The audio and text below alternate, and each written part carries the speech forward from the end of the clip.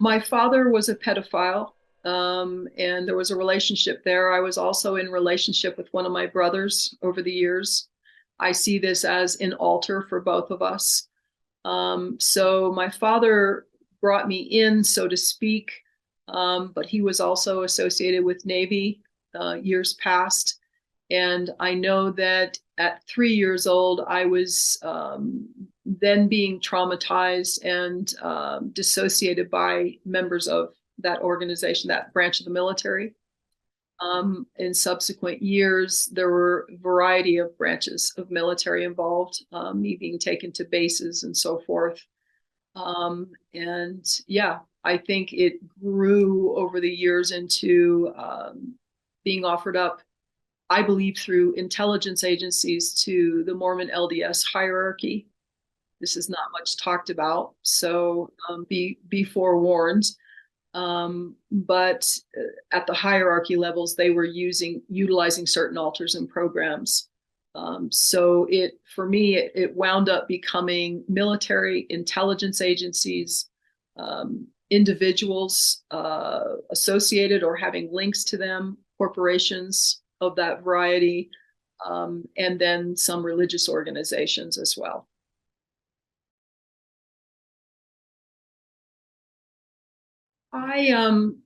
I came into this through my own memories, actually, and they didn't make sense. Of course, it was massively confusing, having lived what looked like a particular life course, and then having been flooded off and on with these horrific memories that didn't seem to fit into the narrative of my life. It was deeply troubling. I attempted therapy many years ago. I had some self-mutilation, suicide attempts in my early 20s as a result of how I was being utilized. The therapist had no knowledge of this, so we did engage in therapy, which one individual was an extremely compassionate man, extremely. I still see his face. And though he didn't understand what I was going through, it gave me a lot of hope that there were people out there that were genuinely human beings and concerned. So I believe a lot of reprogramming took place during that time. It wouldn't be until I went to all kinds of things. I went to MUFON meetings. I went to conferences regarding conspiracy and UFOs and all kinds of things, trying to covertly find help. But it wouldn't be until 2007, 2008 that I started going with more awareness, that I had voices telling me in my head, don't go there, you're outing us, that kind of thing. But I went anyway because I felt as though I was going to die any moment, which went on for years. And I wound up going to an International UFO Congress conference. I worked it so that I could afford to be there. I was there for 11 days. And at the end of it, a man approached me, which turned out to be a potential handler who was also MK Ultra. But he had information that I needed. So I took a chance and I wound up in Salt Lake City with two ex-Mormon LDS who were speaking out. One was very vocal. And it was a very unusual circumstance that I was programmed to him. I won't go into that, but my programming was breaking down enough. He was a very centered spiritual person. So the program did not play out. And what happened instead was he had called another man and we sat down for several days and I just told them everything. And at the end of it, they weren't deprogrammers or therapists, but at the end of it, they told me, we not only believe you, we've worked with people like you.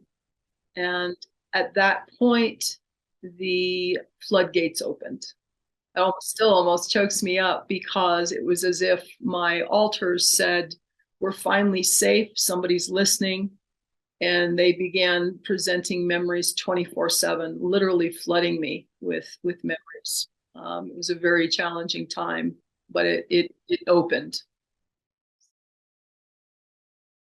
Sure. Sexual abuse is number one priority, starting from very young. I do have a memory as an infant that I relived a body memory in deep programming where my airway was blocked.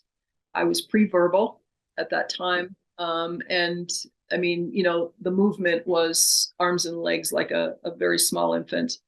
And I dissociated over it being blocked twice. I dissociated. So the dissociation starts very young. If you were part of what we refer to now as MK Ultra programs, and there's a variety of programs, the name has changed, but it's the same MO basically.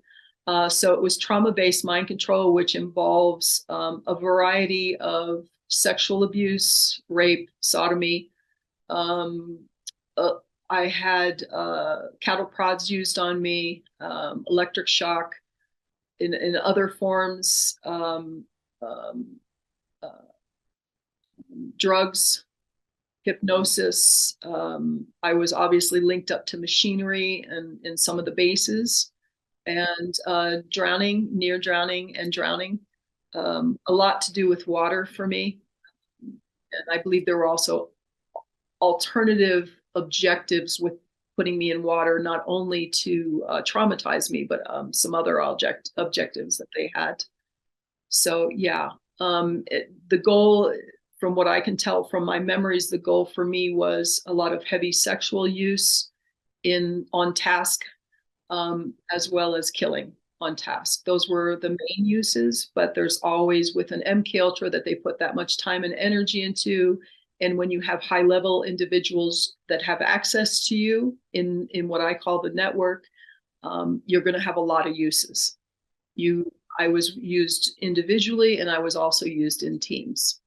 So there were team objectives as well. So there's never really just one use. There may be predominant uses and predominant programming, but there's always these alternative accessibilities with the various alters and their skills.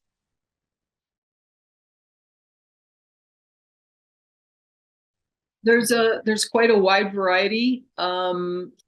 Locations, many locations I list in my book. I do list not only countries and states, cities that I have memory of. A lot of the places for me, even today, my memories don't play out like a movie where you have a beginning, a middle, and an end.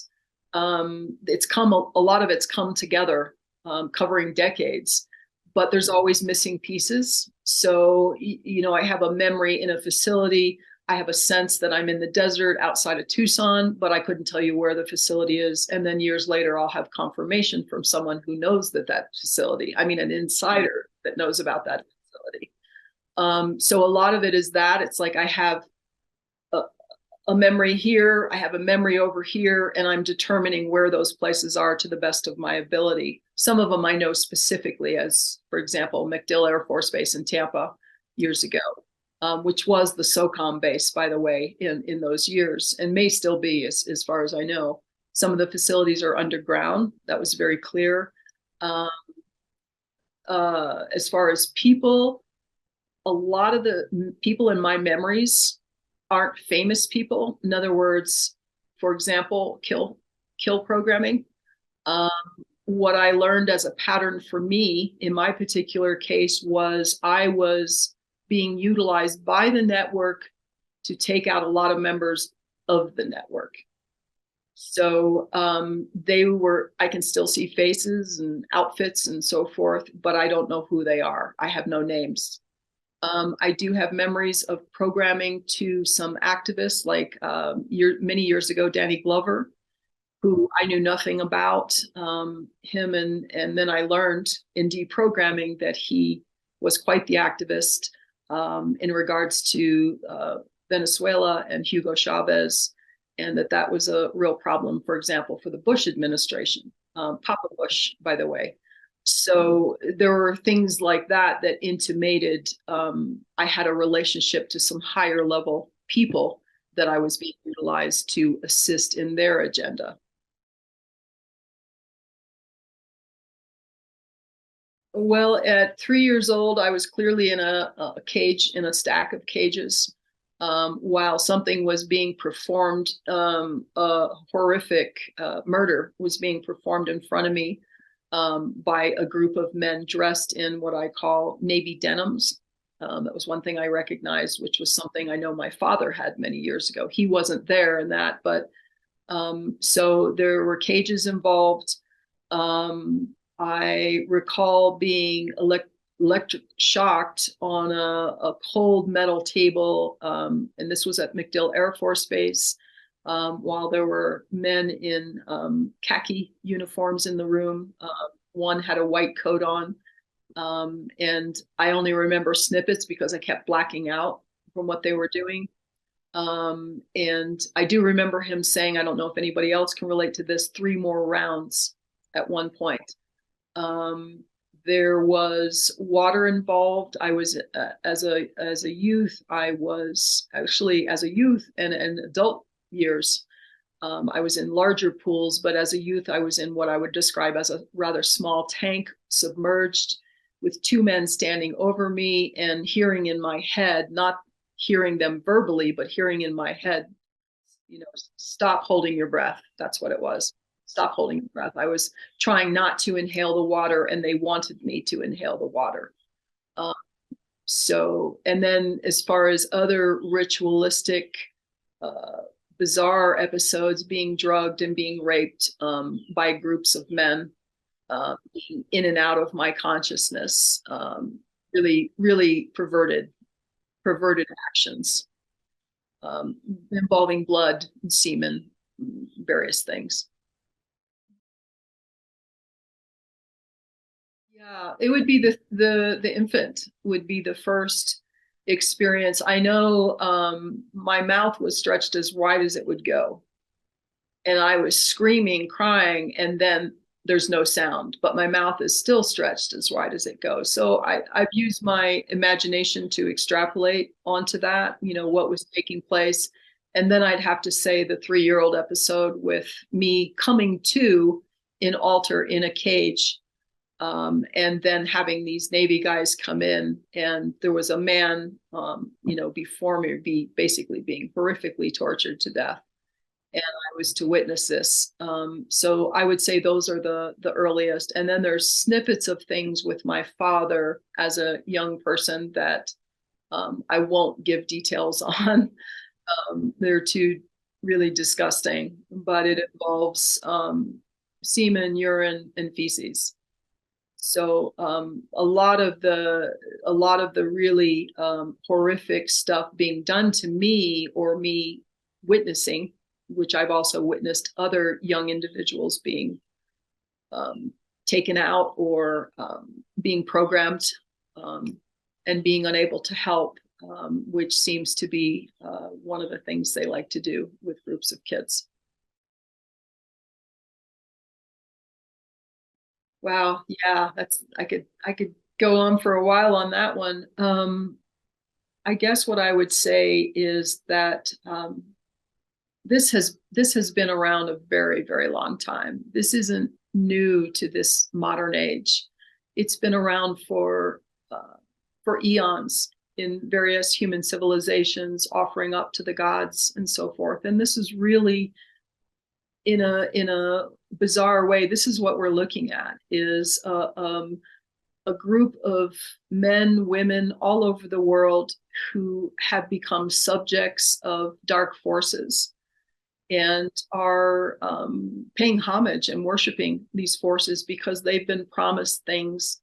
By the way, guys, that are a lie. Okay, nobody gets out of this. And even the minions that are being used, the men and women in corporate, military, intelligence, politics, government, law enforcement, you name it, I don't think they realize what I know, and that is you're expendable as well, and will be gotten rid of at the right time. But they've been promised things, and they're actually under a spell themselves, under a version of mind control as well. And a lot of these are coming from families, long bloodlines that have been involved with Luciferic satanic worship for a very long time, hundreds, if not thousands of years. So this is very real. It has morphed into a more modern version where what was done to me as a trauma-based survivor doesn't necessarily have to happen the same way anymore, as the technologies have grown and they are now remotely tapping people, which needs to make people wake up to the fact that this is a global issue now, and they can choose someone anywhere, anytime. It's not the same as trauma-based mind control in my era in 1962, but that still exists as well. So we've got trauma-based mind control still continuing, and we've got targeting on a whole new level technologically and spiritually.